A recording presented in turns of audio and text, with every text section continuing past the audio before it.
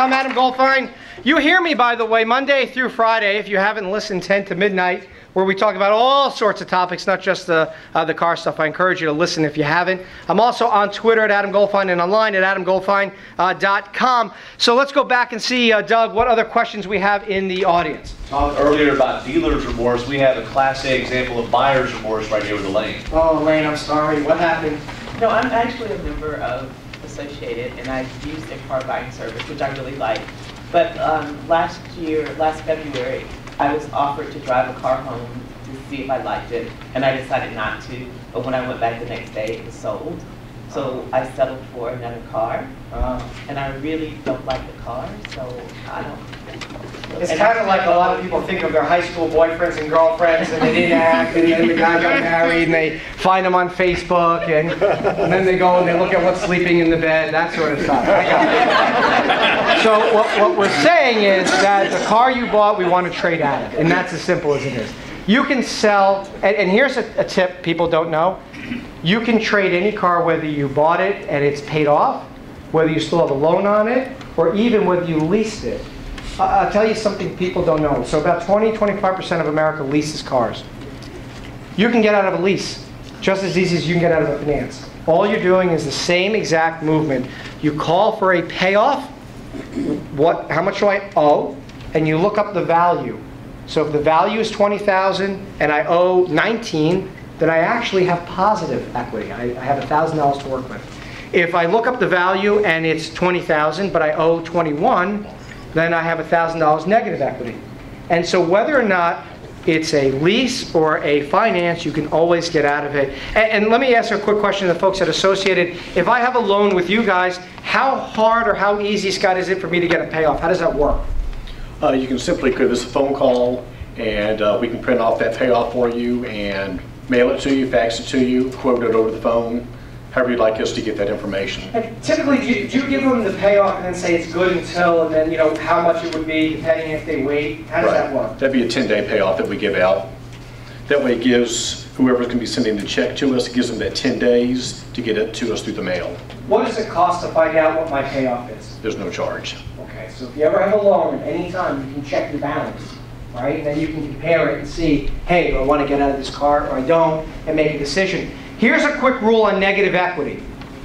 So what do I do if I have $1,000 negative equity? Should I get out of the car, stay in the car? Oh my God, I owe $1,000. What will it cost me?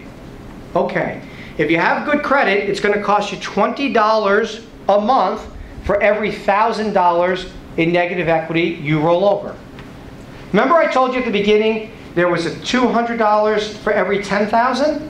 Well, it's 20 for every 1,000. It's the same thing. You're just increasing your loan amount. So Bill, if I have, let's say I come to you and I want your 1.9% financing, okay, and I want it for 60 months, okay, and I had a loan with you, and we call and we check the payoff, but I owe another $1,000, and I paid you good, and you're happy with me, right, but I want to add that $1,000 to the next loan. Is that possible? It's almost always possible. Okay. Yeah, we will actually lend a certain percentage over the retail value of a car or the MSRP of a car, up to 20% over. All right, so let's go over that again. A lot of people think, watch this, this is crazy. If you went to buy a house, say it was a $300,000 house, they would look for 20% down in today's market. They will only finance 80% of the asset. Did you hear what he said? They'll finance 120% of the asset. So a $20,000 car, you're telling me you might go up to $24,000? Very good math, yes. Yeah, that was pretty good, right? You like that? Not my first day.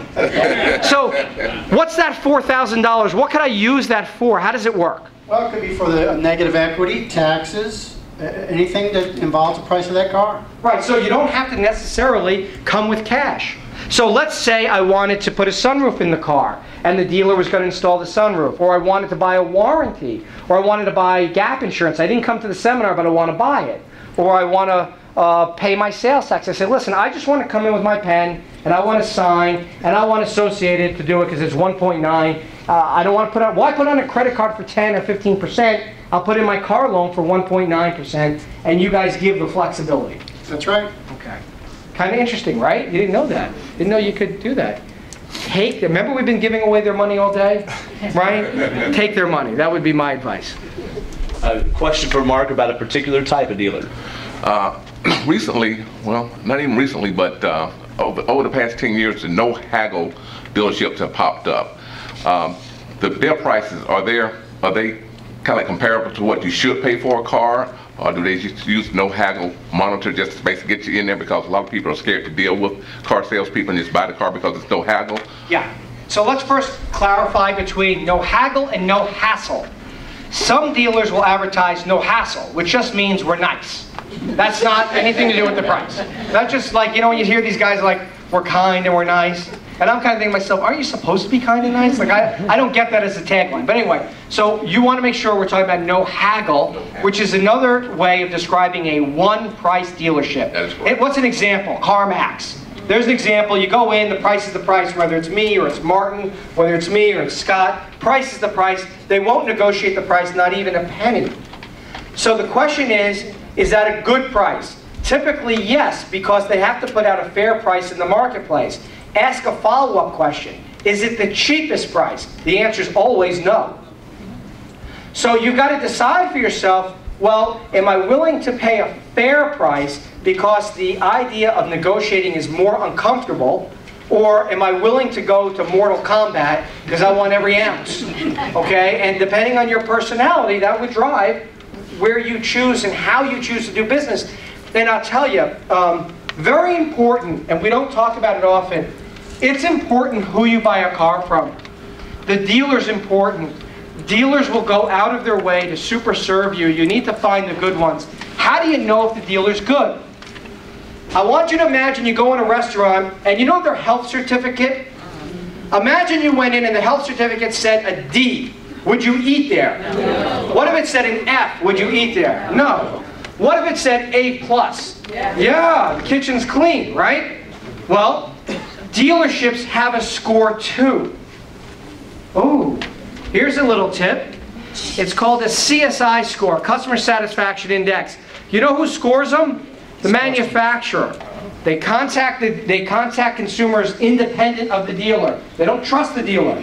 They go reach out to them independently, they give them surveys, and they score them. If you want to know if the dealer is trustworthy, and you don't have a friend or a family member who did business with them, ask them, what's your CSI score? Or ask to see it. They'll have it, and you can see where they rank compared to the other dealers locally, in the region, and in the nation.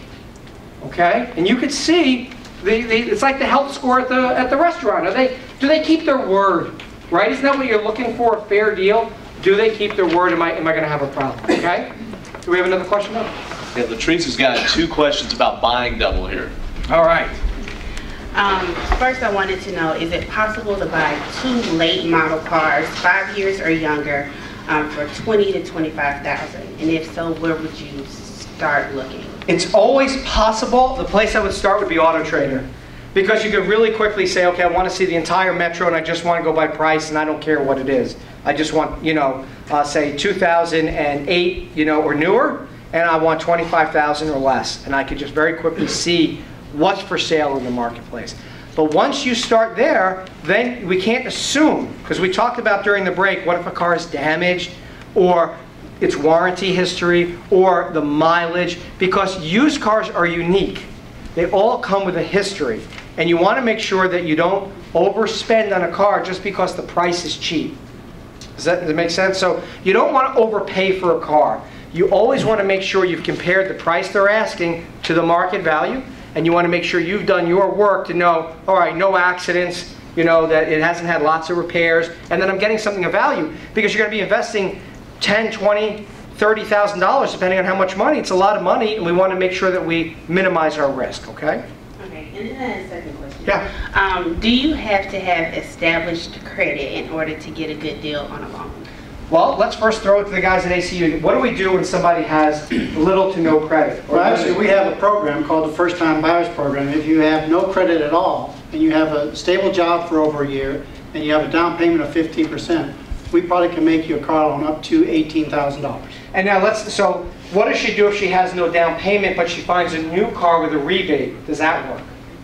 That would come into play on that, yes. Yeah, so there are a lot of times, so here's the trick, what I would do. Let's say you came into my store. I don't have a dealership anymore, but if you came in and you said, I have very limited credit, and you told me, say, I have limited down payment, you know, times are tough. That's why, you know, I'm trying to get by. I'd say, okay, let me put you in a car that's not going to have lots of extra costs. I don't want you to have a repair bill that's going to shock you.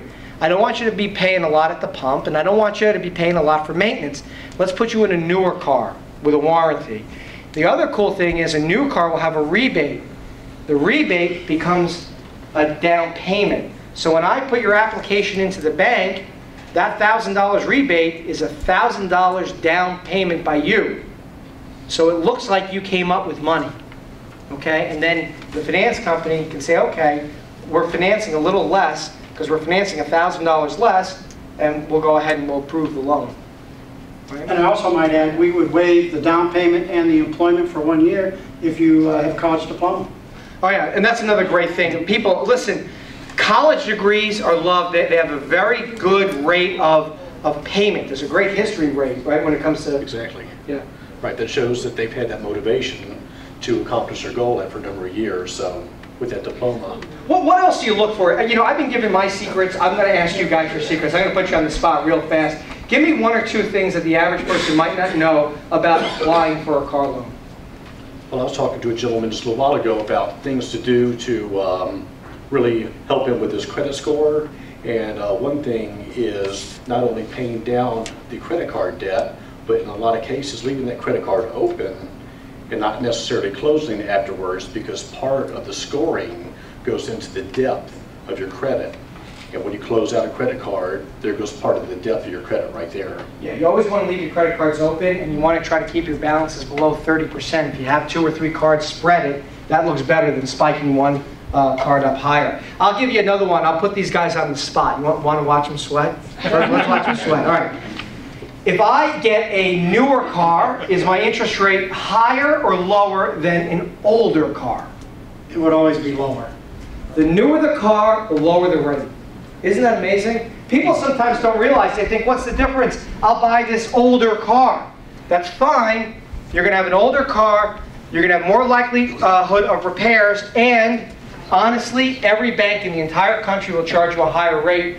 The rates link not only to you and your ability to repay, but to the asset. So, for example, I'll throw another question at them. Say it's a really old car that's still on your schedule, right? So if I look, and by the way, we gave you guys all the APRs, and you can see it. So a 1-year-old car or a new car is 1.9, but then they go up as the cars get older. The other interesting thing is the terms change, right? The amount of time. Right. The older the car, probably the term will be a little bit shorter. The new cars will go up to 72 months. Late model cars will go up to 72 months. But if you're buying a car that's 6 years old, we're probably not going to finance for 72 months for you. Yeah, and you understand why, because you want the life left in the car. And so that's why it's important to know the information so you can pencil it out. All right, if I buy a 4-year-old car, what does it look like? If I buy a 5-year-old car, what does it look like? And you just simply have to put it on paper to determine what in fact you want to do. All right, I'm Adam Goldfein. You are listening to the 3rd Annual Car Buying Clinic brought to you by Associated Credit Union, only available on News Talk WSB.